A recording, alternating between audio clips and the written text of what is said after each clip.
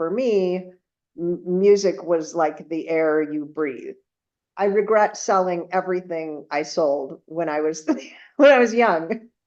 Sure. I would love to have kept it all. It is kind of amazing the difference cables make. That's what I've found. It seems like women are somewhat averse to the whole complicated system idea.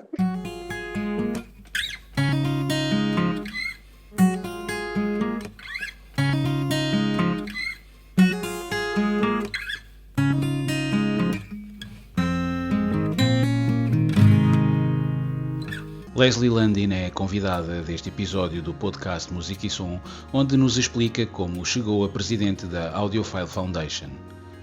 A associação sem fins lucrativos tem sede em São Francisco e o seu objetivo, resumidamente, é o de preservar o legado e fomentar a inovação e o crescimento da reprodução fiel da música gravada e partilhar a emoção do áudio de alta fidelidade com o maior número possível de pessoas. A música está presente desde muito cedo na vida da norte-americana natural de Chicago, que teve o seu primeiro giradiscos aos 12 anos. Desde então nunca mais parou de ouvir música e adquirir equipamentos de alta fidelidade. O seu artista preferido é David Bowie e atualmente tem vários sistemas de hi-fi. Este episódio é patrocinado por Ultimate Audio, a sua loja de referência na alta fidelidade nacional. Visite-nos em Lisboa, no Porto ou em ultimate-audio.eu. Please introduce yourself for our audience, please. Absolutely. Okay. So my name is Leslie Lundin. I am the president of the Audiophile Foundation, which is actually formerly the San Francisco Audiophile Foundation, which was formerly the San Francisco Audiophile Society, which was formerly the Bay Area Audiophile Society. So you have formerly been a lot of things. Yes, Yeah. we have evolved. Yeah. So please tell us a little bit about your journey into listening to good music and getting into hi-fi. How far back would you like me to go? That's a trick question. In utero? The last guest we had also asked us the same thing. Yeah. Well, so most people say, okay, why, what got you into audio in general? Because the high end part obviously came later when I had more money. Sure. So, but the lo-fi started probably when I was a teenager.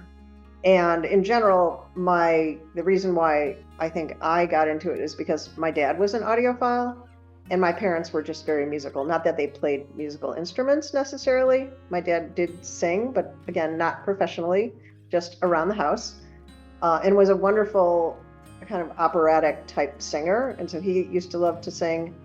And I think sometimes he played guitar, but they just always played music. And so every morning we would wake up and we would have classical music. And then kind of midday, they would play something a little more high energy. And then, in the evening, we would have jazz. And so every day really was kind of punctuated. Every part of the day was punctuated by some other type of music, which really fit the mood. And so for me, music was like the air you breathe, right? It was ubiquitous, and if it wasn't there, you really noticed it and you didn't feel whole. So that was a bit of my journey.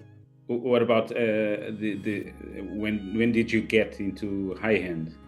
Well, so I used to, I don't know if you call this high end, but I used to, like to have people over to my house a lot, especially in college.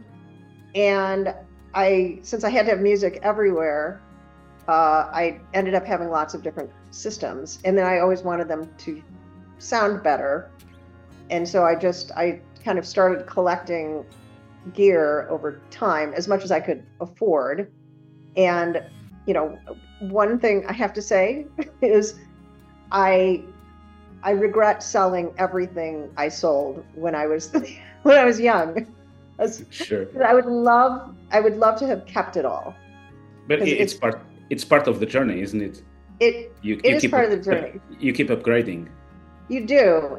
But most people are like, I'm going to buy this. I'm going to, sell this to buy this kind of thing. Yeah.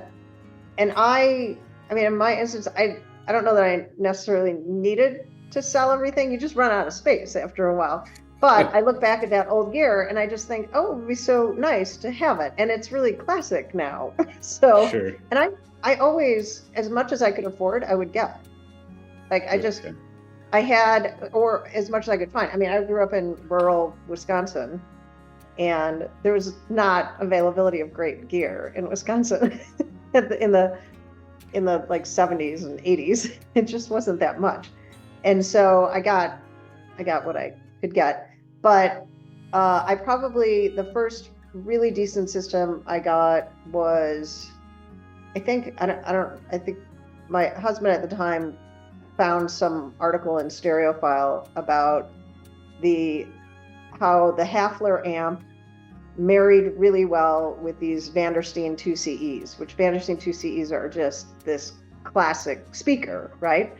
And so we went on, I think, Craigslist at the time and said, oh, we found this used Hafler amp and used Vandersteen 2CEs, and put that system together. And this was in Chicago.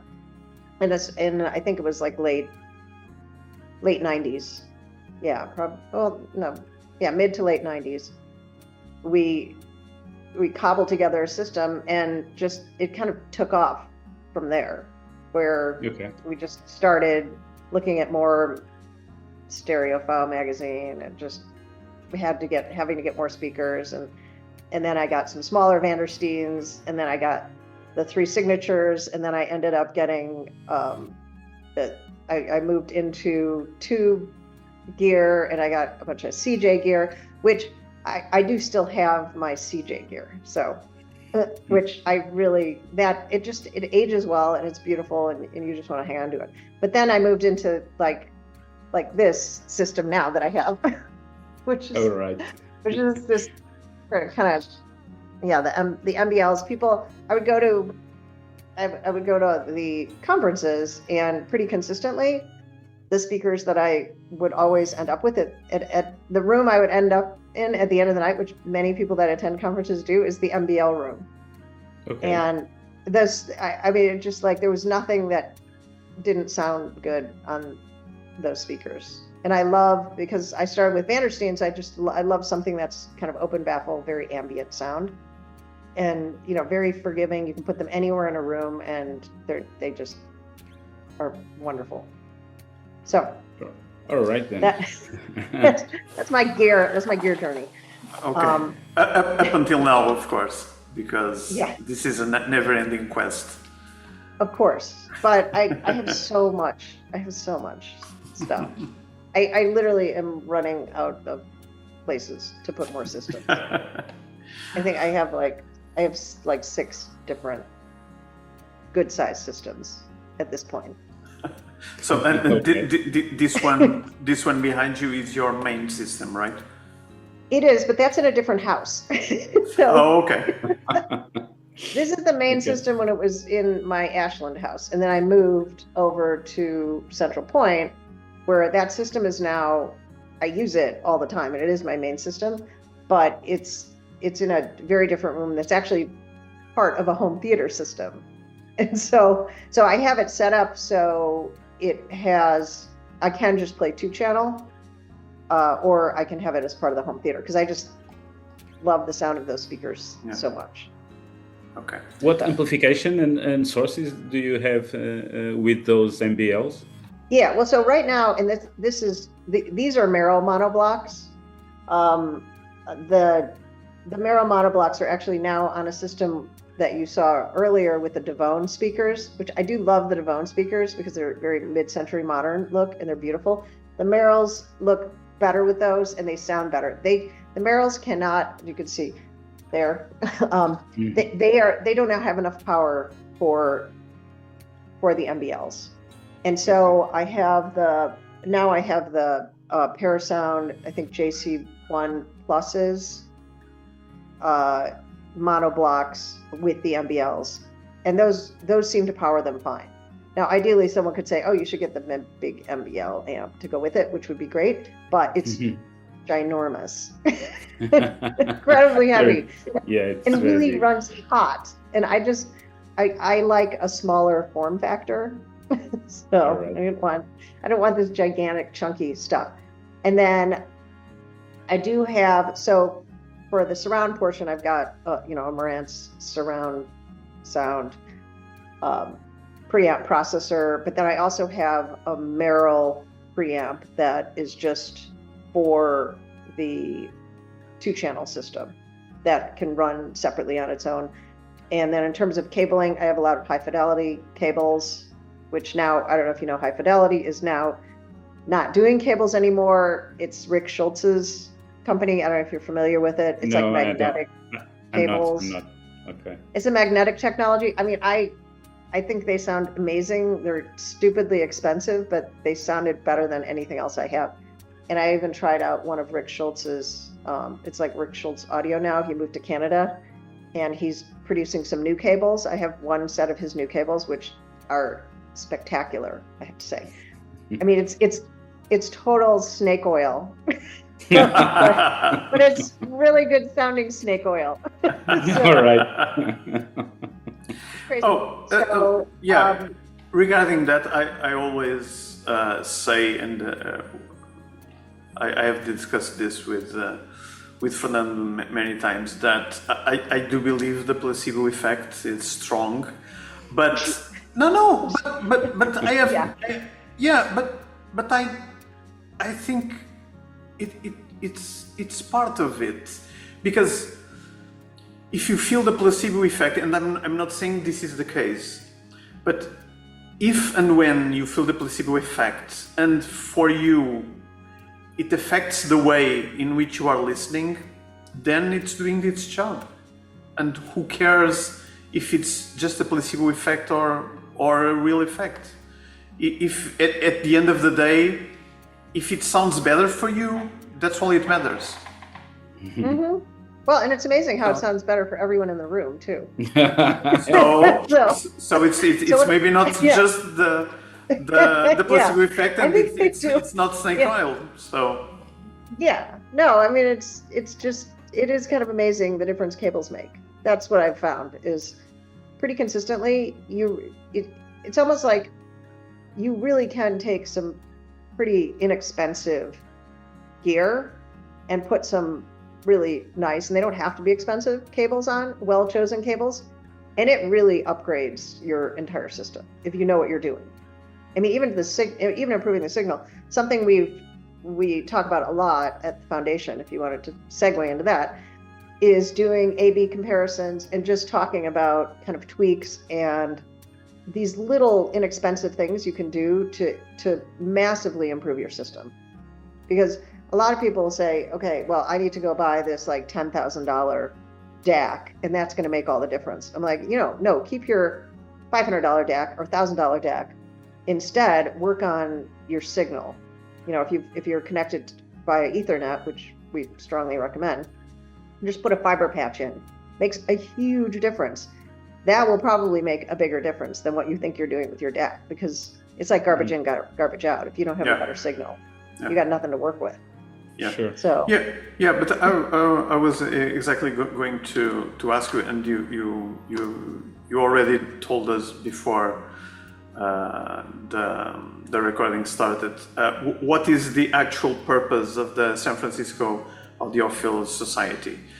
Because you told us that the idea is a little bit like the Consumer Reports of high fidelity. Our mission, ever since Alon Sigui and I took over in 2014, we took over Bay Area Audiophile, BAS, Bay Area Audiophile Society. We took it over and we're like, well, we want every event we do to be educational. We're not going to pitch.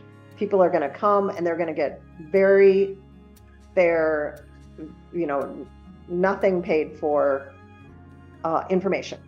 So you're going to come to an event, you're going to talk to other people that have the same gear, you're going to audition gear. Nobody's trying to sell you anything. All we want to do is give you information and share information. So as we started doing more of that and we started doing more things that were educational, people started saying, well, okay, my father just passed away and he loved your group and you were so important for him, but I don't know what to do with this and I don't want it to end up at Goodwill or in the junk heap somewhere. So we would say, okay, well, we'll try to help you sell it, but we didn't really have the means to do these things. And they're like, well, we'll just give it to you. I'm like, well, we don't really take donations. So I said, why don't we form a 501c3 so we can take donations and we can, we can sell things, we can take things in, we can have real educational events, because we were moving the direction of really kind of needing to educate the community, which is always something that we wanted to do, and provide services for members and members' families. And so people are now, like, I don't know if you saw when we were talking about the KFOG collection on at the Fremmer event. So part of what we basically every few years we fly out Fremmer and he does an in-person event because he's very popular. He's a wonderful speaker. Yeah. And just fantastic guy. And so we had donated roughly 4,000 records, which were the original KFOG, which is a radio station, a very famous radio station in San Francisco that was formed in the 60s, and it was an easy listening station. And Pete Taylor was the original DJ for KFOG. So he subsequently moved to Tacoma, Washington, and was given the entire collection when they changed from easy listening to their current format, which, they went through rock and roll, and now, they're very different now. But basically, he had been just sitting on this entire collection, which is pristine. And it's basically 50s, 60s, and a little bit of the 70s, kind of easy listening-ish records. Cocktail music, just I saw some of the records that Fremmer show, that Michael Fremmer show. Those were beautiful. Oh, they're amazing. And when we were going through them, so basically, because he actually got surprised by some of them in the collection. Yeah, he was shocked. He's not an easy person to be surprised with. I know. Yeah. I mean, as he was going through them, he kept saying, he's like, I've never seen this record. Like, he was finding record after record that he literally had just never seen. So we're like, well, we're, part of what we also want to do, part of our mission is preservation. So he's like, well, there was the Capitol Records fire and all these command records, like, they were all destroyed. So if you've got early pressings, which the vast majority of these are very, very early pressings because they were kind of radio DJ issues, and pristine, like, some of them barely played, some had never been opened. And so he said, you need to kind of hang on to those. You don't want to just, sell them off for a couple bucks a piece. So we were trying to get him to pull out the ones that we really should kind of keep and preserve in our foundation collection, because ultimately, maybe 20 or 30 years from now, we would want to have a museum. And so we've started just collecting really, collectible pieces, iconic gear and media. And people will be donating things over time. So part of our mission really is education. And it's education kind of on the DIY front, or education as to, how to be a smart buyer. Part of it is creating community, which is how do we connect audiophiles really all over the world? It's more than just like in this little local area, because in general, people are so spread out these days. And even in the Bay Area, you could be a couple hours from someone and you really want to see them, and you would have no idea that they existed or what they have. So on our website, we have the ability to, post pictures of your system, your bio, things you're interested in. We have all these different forums so people can reach out And then, like, let's say you're a member and you live in Lisbon and you want to go to San Francisco and meet some audiophiles. You can go on as a member and say, oh, well, these people look interesting, and just reach out to them. And it's like you have an instant friend group wherever you go around the world, as long as we have members there. Oh, interesting. Yeah. Yeah. And so that's kind of part of it, is bringing people together and just having someone just to talk to and ask questions. So we get a lot of questions, almost like a helpline. I've got this issue with my system. Buzz is everybody has buzzes in their systems. So like, how do you troubleshoot your buzzes? And because a lot of our members and volunteers are retired, so they have time, and they're really interested in talking to other audiophiles. Like, they just like it. And even if it's troubleshooting a system, like, everybody, it's this just like sickness we have. Where like, was like, proceed to figure out why things are not perfect. And we like to help other people in their quest as well. So you just have all these like-minded people, and we're just trying to bring them together. So there's that. And then there's hopefully someday we'll have a museum where we'll be able to preserve things, and we can have a little coffee shop and vinyl shop where people can hang out and kibitz and do things like that. So we have how many associates do you have? Do you have an idea? Members? I think right now, just in terms of our email list, I think we have like 1,100 people or something. It's mostly Western U.S., the vast majority in California. And then maybe 300 plus actual members. So you get anyone can be a member of the foundation, even from abroad. Yeah, I mean, we don't have any. Yeah, I mean, anyone can join. I mean, we don't do soliciting outside of really our main little region, but it's kind of like word of mouth, or we'll go. Kind of the one time we do solicit is we'll go to Expona.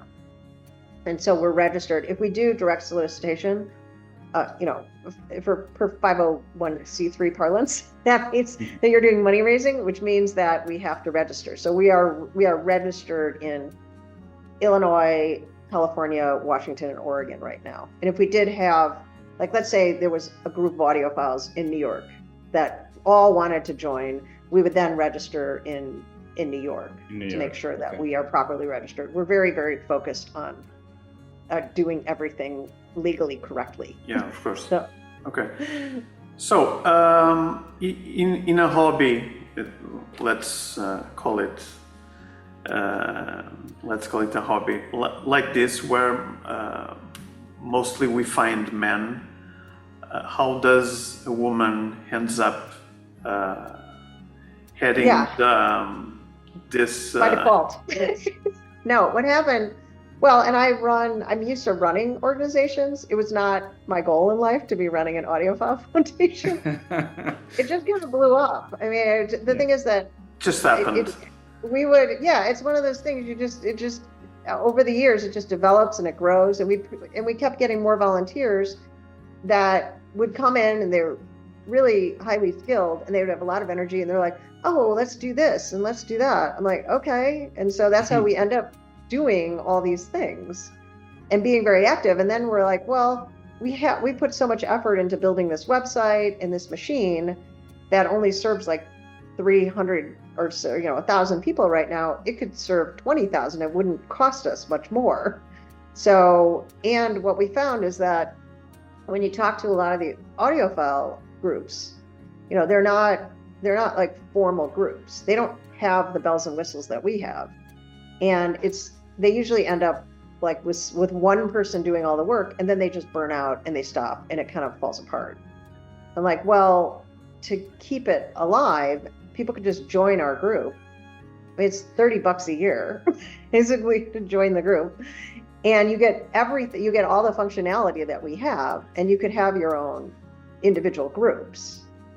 And then you don't die out, because people just keep joining in your area, and you have a means to reach them. And frankly, you have a means to reach people everywhere. And then we could piggyback on the events, each other's virtual events, which is great. So we're not just duplicating things all the time. So that's where we are now. Yeah, that's great. Are there many audiophile women in your foundation? Other women. We do have other female members, some, not a lot. And we do try to encourage women, but like I can't force, we can't force women to buy gear and set up systems. It seems like women are somewhat averse to the whole complicated system idea. So even my system, I love setting up systems. I don't know what it is. It's weird. I just really like setting up systems. It's a thing I do. Most women don't do that. You know something, Leslie? Right now, at this point in my life, I really can relate. I learned to love simple stuff. I don't have the energy or the patience anymore to set up stuff and to find out what went wrong and debug an issue. I think that for many years I really enjoy the hardware part, the equipment, and the mix and matching of components, etc. And now I'm really over it. Maybe women are more advanced than men because they have just passed that phase and are now in the wise phase that we are. So well, but for me, I've always, like, my hobbies have always been more kind of male populated hobbies. Like, Fernando, I see you're into cars. Like, I do. Love cars. I have 3 Porsches. You do? Wow. I have a 944. You're starting to annoy me. You have a big system, a great system behind you, and you have 3 Porsches. I have miniatures of Porsches. Okay. That's all That's all I can get. Well, I just love cars. I mean, that's the thing. Or real estate. So what I do professionally is I have a 1984 944, and then I have a 2001 996, which is like the 9911 C4 cab, and then I have a 2017 Macan S. So they're not too fancy, but I just really like them. And those are I would not sell. You have the bases all covered with those 3. Yeah. Yeah, and the 944, unfortunately, right now is not working, which I think is common for 944s. But yeah, I mean, so the thing is that my brain seems to work very well in what I think is typically dominated, male-dominated space. Yeah. It's more engineering based, and I think a lot of women that I have seen that are interested in the space tend to be more kind of engineers, right? Mm-hmm. Not necessarily musicians, but someone who has kind of a more mathematic or more engineer brain. I mean, because there's a big connection between like math and music, right? Yeah. It's a very common thing. The math brain is like the music brain. And what about the young generation in the US or maybe in the California area? Are there younger audiophiles?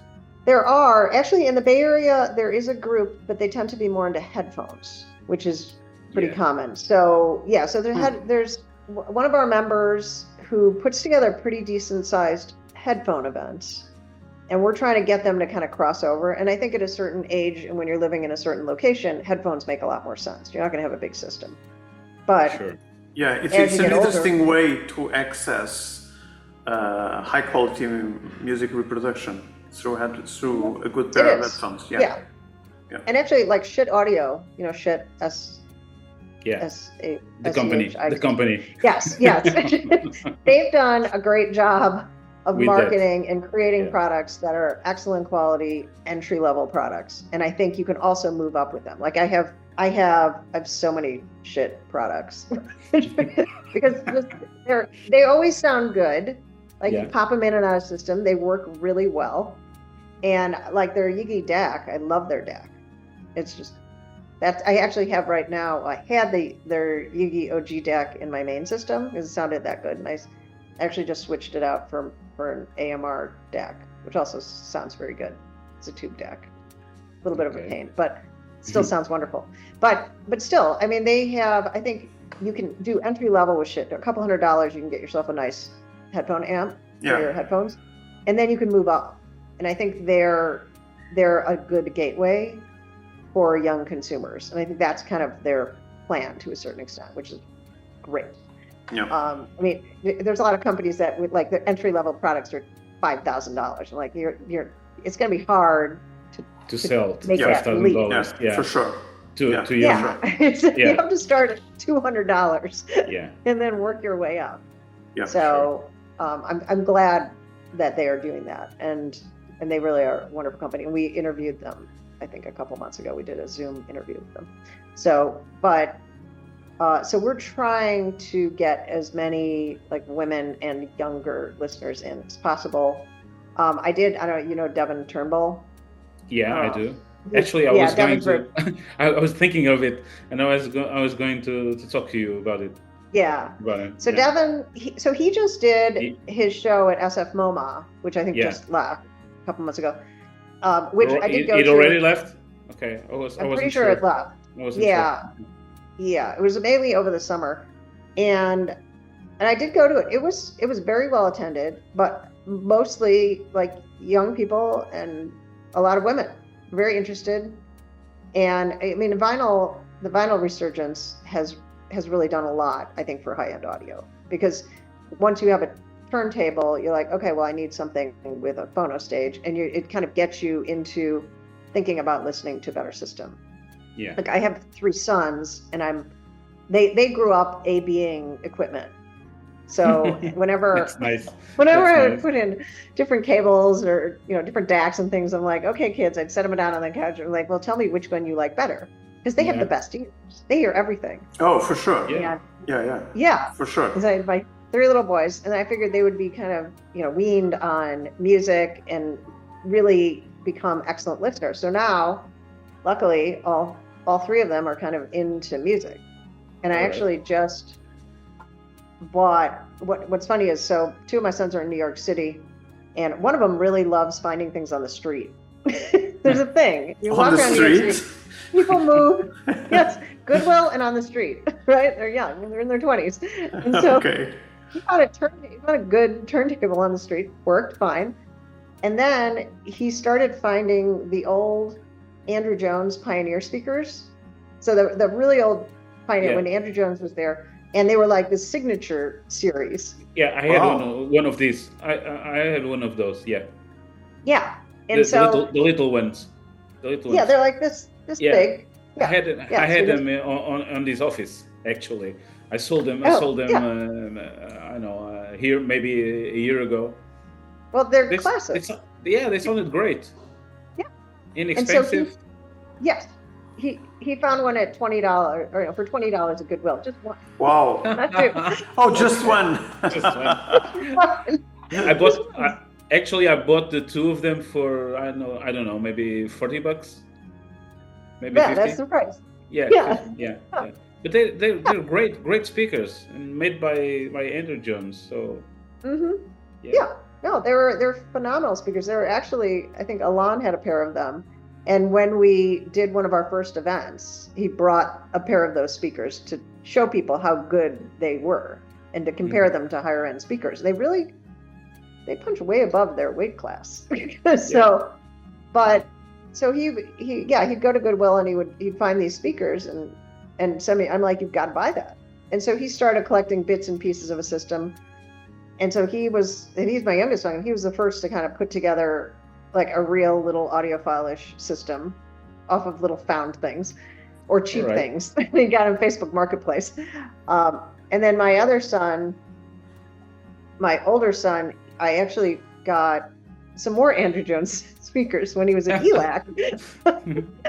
around at a rummage sale, which was surprising, and got those and gave them to my other son who's in New York, and now and I had given him a turntable prior to that, so now he's got his own nice system. So they were like well on their way to overspending on high-end audio. All right. So. Great. So, but it's good to know that there is a new generation of people interested in. The legacy will continue. Yeah. I hope so. Yeah. Yeah. So, vinyl sales are still there. So. Yeah. Speaking about that, how do you see the audiophile industry in the US? On the high end, and I kind of had this conversation. Actually, I talked to Michael Frommer yesterday, and I asked, we were talking about how do you make money in high-end audio. It's the same as like if you have a winery. It's like, how do you make a small fortune in the wine industry? Start with a large one. A bigger one. Yeah. Same kind of thing. So a lot of the manufacturers are, they come in with money and they're just passionate about it and they want to do something because it's really fun and they like the industry. But I don't know how much money you really make. Now, Michael would say, yes, there is money. Somebody's making money out there, but everyone's private. So how do you find the numbers on these things? It's all anecdotal. I mean, all you see vinyl sales, right? Those numbers you can get. Sure. If you can trust them.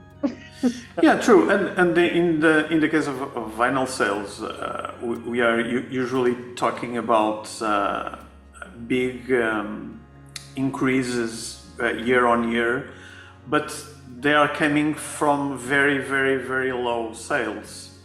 So although there is a kind of resurgence on the format, but the total sales of vinyl are still, and they will probably be for the foreseeable future, are still very, very low comparatively to the big heyday on the late 80s, probably. Yeah.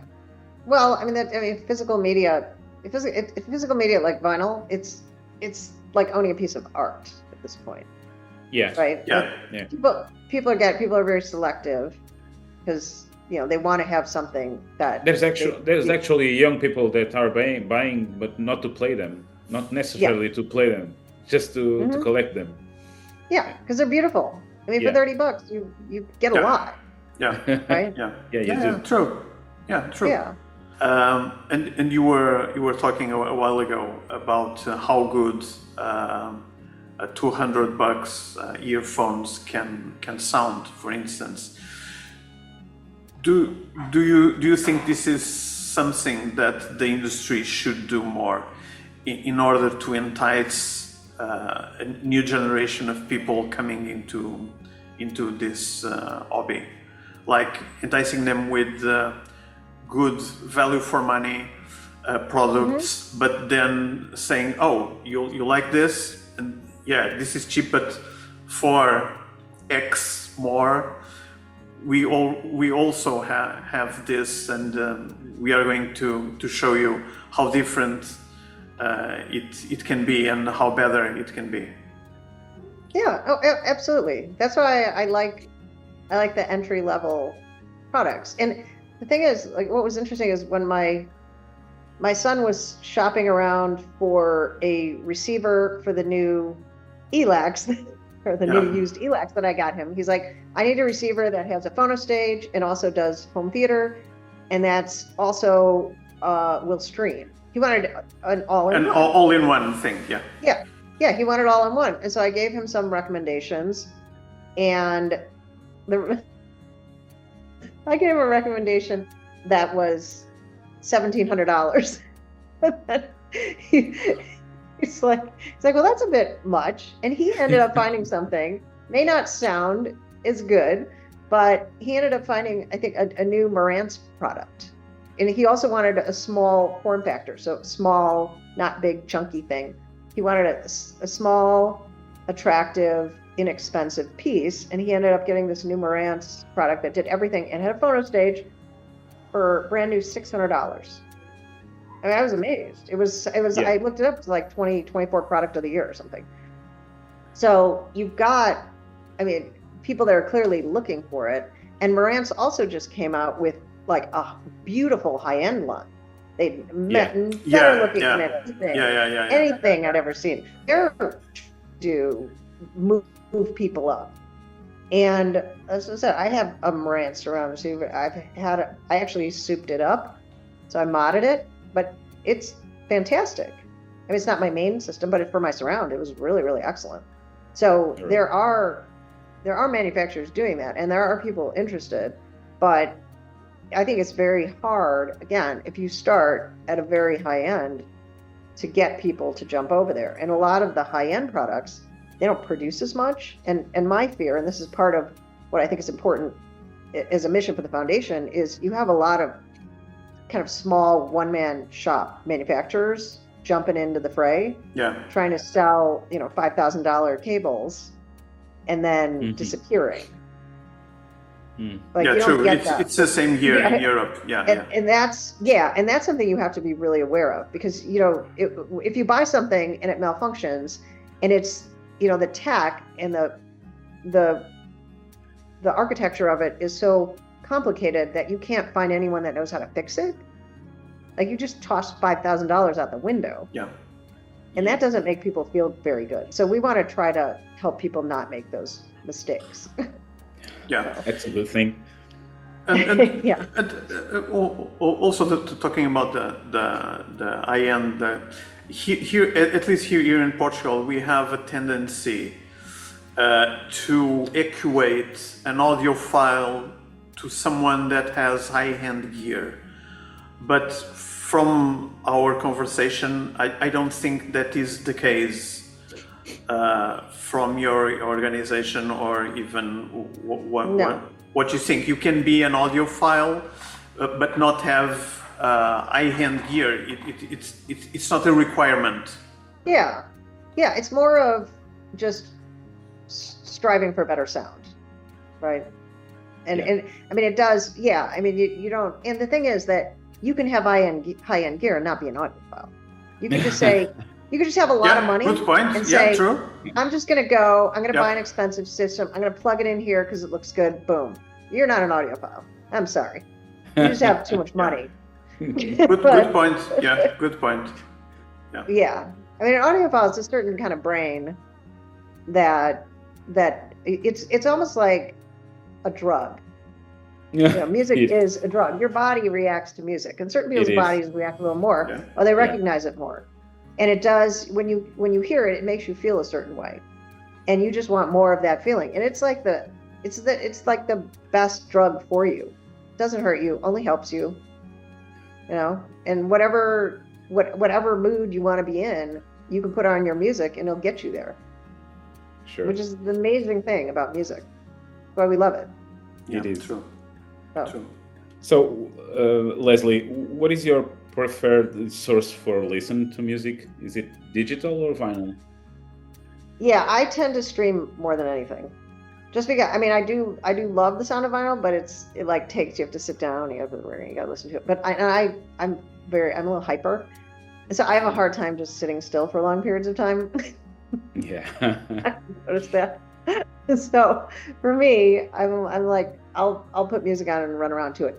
And I used to, this is the one downside of running an audio-based foundation, because I do so much audio stuff now, and I do so much A/B listening. I do way less of my therapeutic listening. Like, I used to sit down and just geek out and just listen to music and really enjoy it. And I'm so busy swapping things in and out and fixing systems and listening to records that I have to listen to. I don't get as much time to do that, which is kind of unfortunate. But I do pretty much, whenever I can, I play music. That's great. but it tends to be digital just because it's convenient. Okay. So you already told us the hi-fi system that you have at home, at several homes actually. But up until now, do you have an idea or a recollection of what was the hi-fi system that you heard somewhere, or at a fair, or a presentation, or at someone else's home, that really impressed you the most, besides your own? Well, that's what I said. And I used to love the MDL systems the best. Jeremy, who's the U.S. Distributor, like would always put together the most amazing systems at all the events. And so, and the extremes are unbelievable. The MBL extremes, they're just gigantic. But yeah, the really big ones, they're amazing. So those have always been my favorites. Hence why I purchased them. I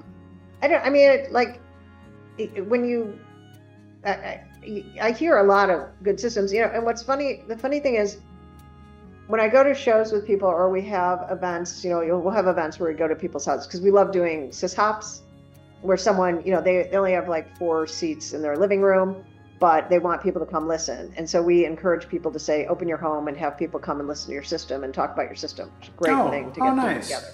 We do that a lot. That's a great idea. Yeah, you guys should do that. Yeah, maybe we will. Yeah. Maybe we will. Well, yeah, because if you put all this time into your system and you have your favorite music and everything, and so you want to show it off and you want to talk to other people about it. It doesn't have to be a solo endeavor. So, but you'll go to people's houses and you listen to their systems, and pretty consistently people are like, "Oh, that's a fantastic system, but I love my system better."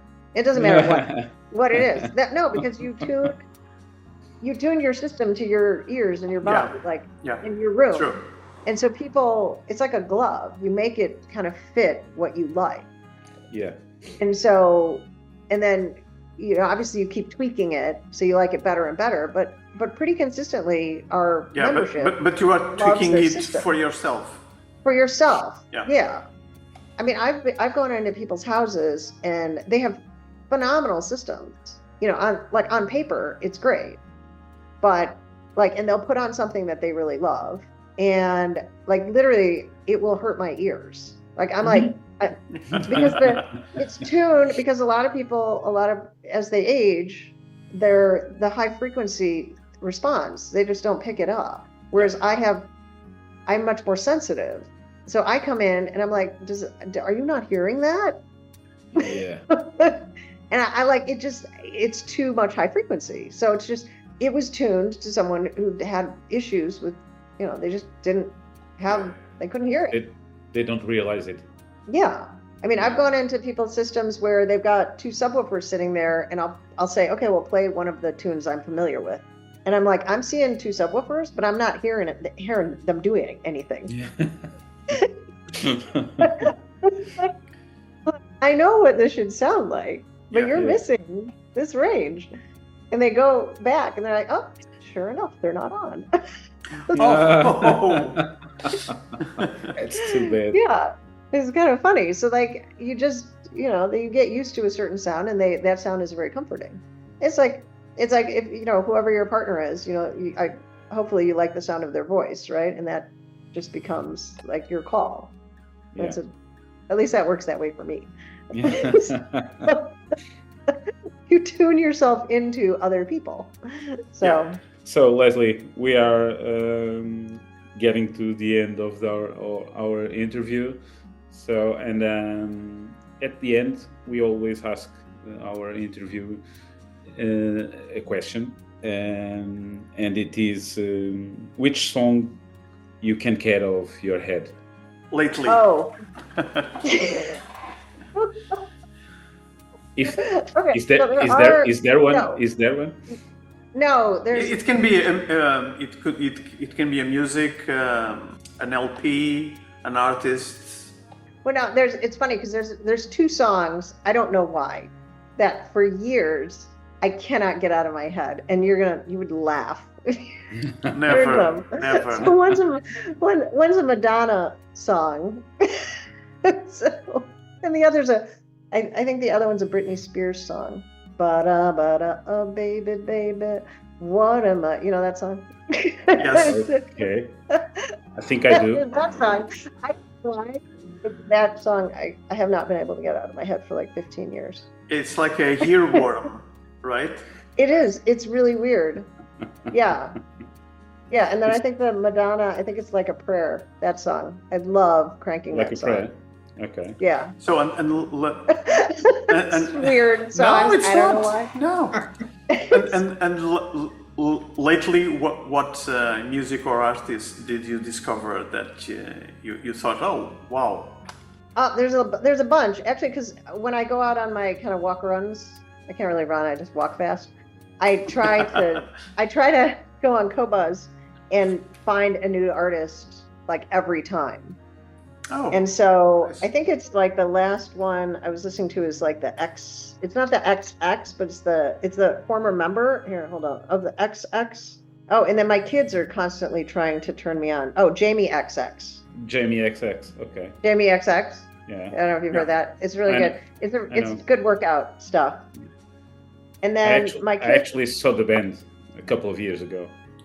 it is the same Thank you. as the guy, one of the people from XX though, right? Yeah. Which I used to listen to. Yeah. XX.